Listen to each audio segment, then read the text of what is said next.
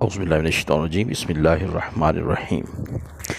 شیخ Saadi کی حکایت number کہانی نمبر 2 کے ساتھ ایتھکس ٹائم کی طرف سے خوش آمدید۔ کہانی نمبر 3۔ میں نے سنا ہے کہ ایک شاہی شہزادہ جس کا قد چھوٹا تھا اور جو بدشکل تھا جبکہ اس کے پائی لمبے اور خوبصورت تھے، ایک بار اپنے والد کو دیکھا جو اسے نفرت اور حقارت سے دیکھ رہے تھے، لیکن اس نے سمجھداری اور بصیرت سے اندازہ لگا لیا اور کہا، اے والد، ایک چھوٹا سمجھدار آدمی ایک لمبے جاہل آدمی سے بہتر ہے۔ نہ ہی ہر بڑا قد قیمتی ہوتا ہے، ایک بھیڑ کھانے میں مزیدار ہوتی ہے جبکہ ایک ہاتھی مردار ہوتا ہے۔ دنیا کا سب سے چھوٹا پہاڑ جود ہے، اس کے باوجود اللہ کے نزدیک وقار اور مقام میں عظیم ہے۔ کیا تم نے نہیں سنا کہ ایک دبلے پتلے عالم نے ایک دن ایک موٹے احمق سے کہا، اگرچہ ایک عرب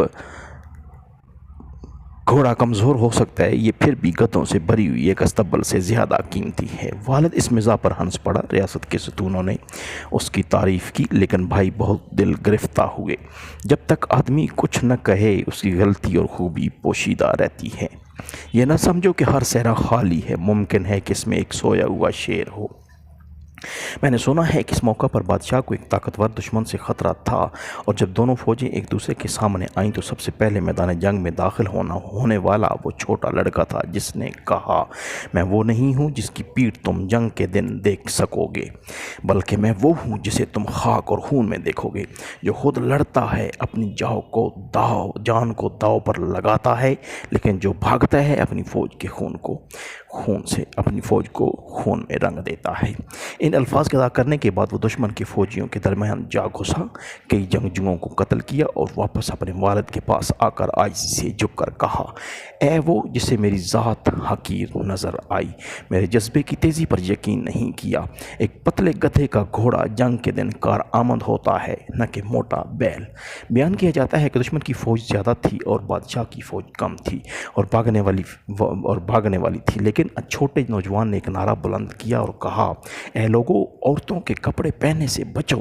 ان الفاظ نے فوجیوں کے غصے کو اتنا بڑھا دیا کہ انہوں نے متفقہ حملہ کیا، اور میں نے سنا کہ اس موقع پر انہوں نے فتح حاصل کی۔ بادشاہ نے اپنے بیٹے کا سر اور آنکھیں چومی، اسے گلے سے لگایا اور روزانہ اس کی محبت میں اضافہ کرتا رہا، یہاں تک کہ اسے تخت پر بیٹھنے کے لیے مقرر کر دیا۔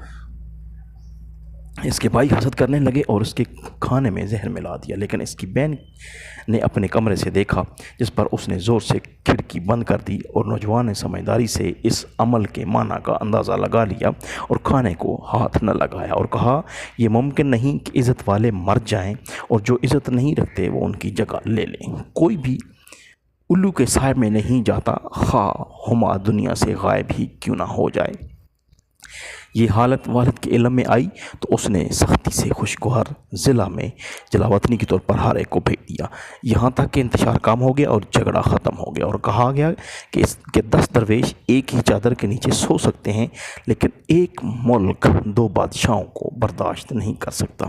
جب ایک پرہیزگار آدمی آدھی روٹی کھاتا ہے، وہ دوسری آدھی درویشوں کو دے دیتا ہے۔ اگر ایک بادشاہ 7 علاقوں کو فتح کر لے پھر بھی اسی طرح دوسرے کی خواہش کرے گا۔ اللہ حافظ۔